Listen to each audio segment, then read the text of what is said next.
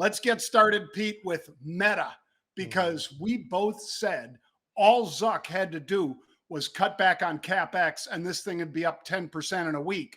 Well, I guess we underestimated it, Pete, because it was almost up 10% today when he announced cutting 13% of the workforce and keeping a hiring freeze through the first quarter of next year.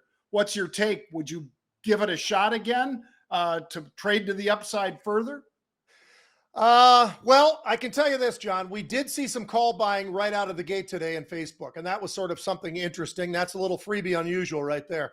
But I think that the interesting part is, John, to your point, he did what people said that he needed to do for quite some time. He needs to pull back a little bit from what they're doing and sort of reallocate and redecide on what they need to really be doing.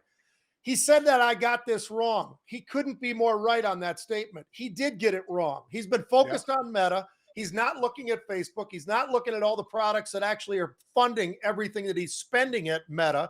And that's been the big problem. They changed the name. Big deal. It still isn't about Meta. When's Meta going to start making a money, John? It almost is like an Uber call, so to speak.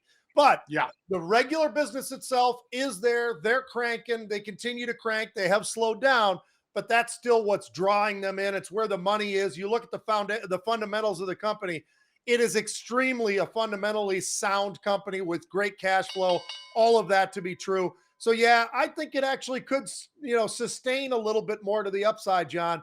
But people still got to know, how much more money are you putting into Meta, something that's years in the making?